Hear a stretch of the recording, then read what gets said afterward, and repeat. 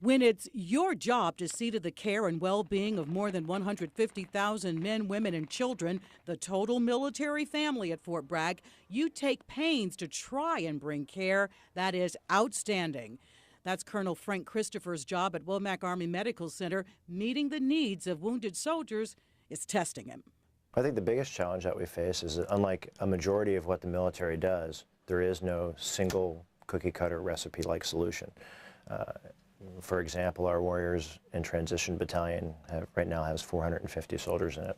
That's 450 individualized treatment plans that are constructed from the primary care manager to the nurse case managers to the squad leaders to individualize care for each one of those soldiers, because that's what each one of them has earned and deserves. It's good.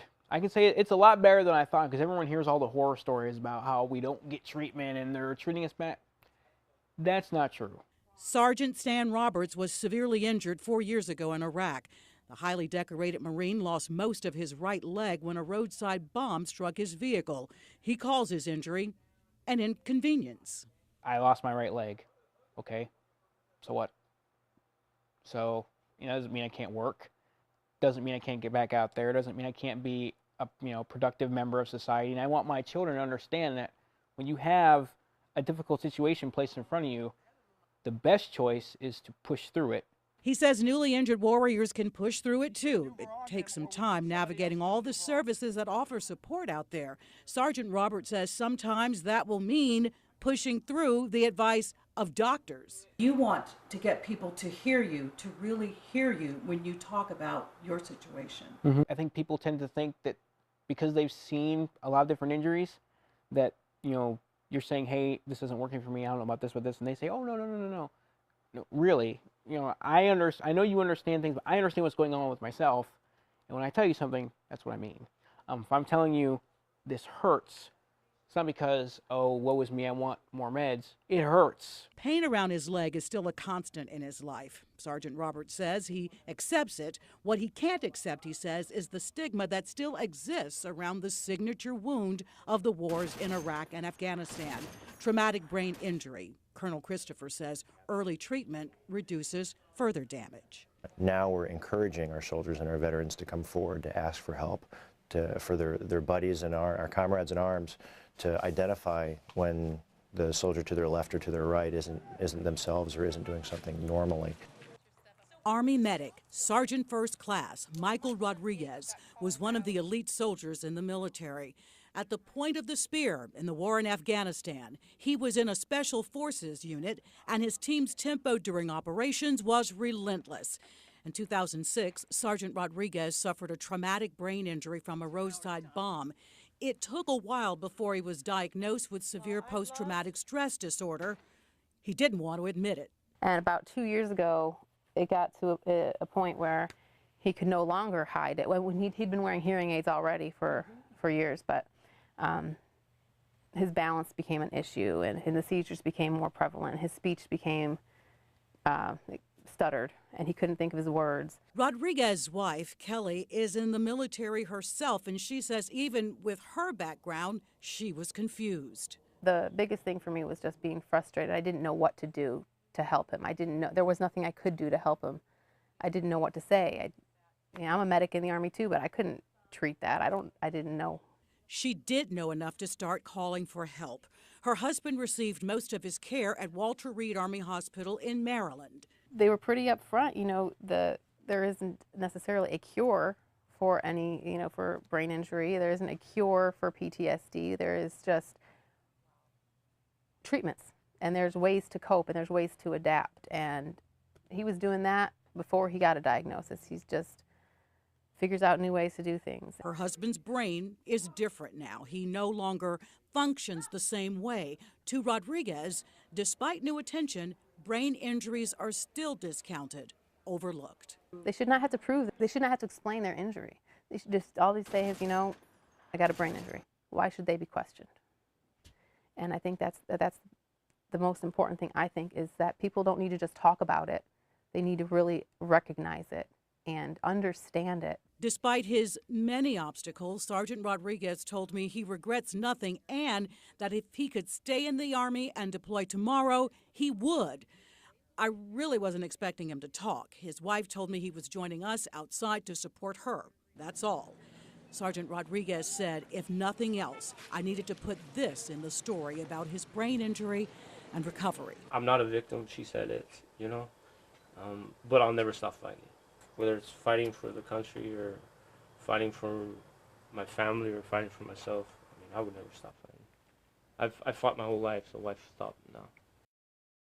In about 6 months' time, these father and son walks are going to end for Wayne Daniels and his son Brandon.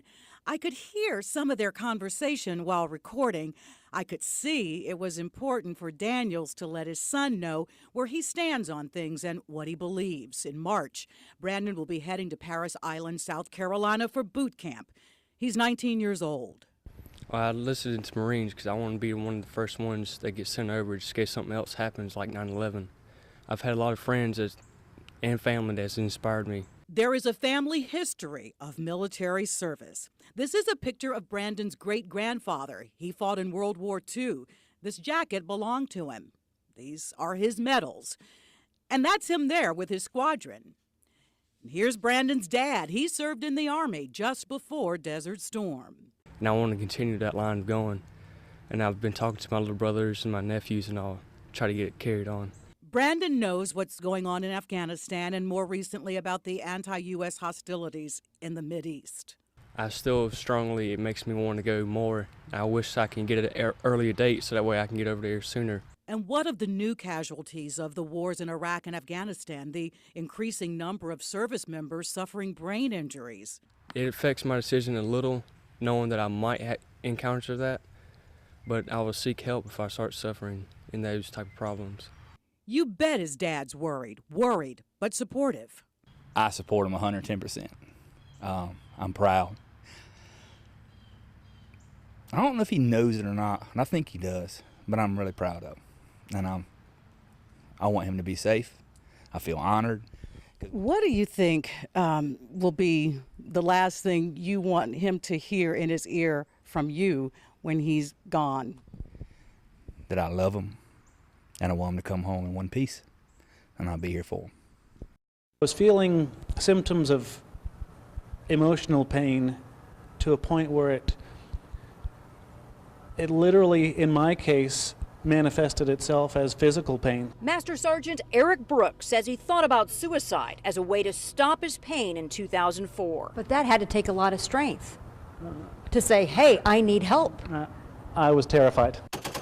After 2 deployments to Iraq, Brooks worried that if he asked for counseling, his military career would be over. It was my anxiety and my unwillingness to fail that helped me, believe it or not, survive. Turns out Brooks got the help he needed, and now he trains other soldiers to spot suicidal symptoms like depression and anxiety. Then I'm going to make it my personal mission to help everyone else. 8 years later, Brooks says his military career has flourished, and he helps other soldiers through some of their darkest times. If you have not yet developed the personal courage to ask for help, then ask for hope. Because sometimes hope is the only weapon that we have against the fear of the unknown.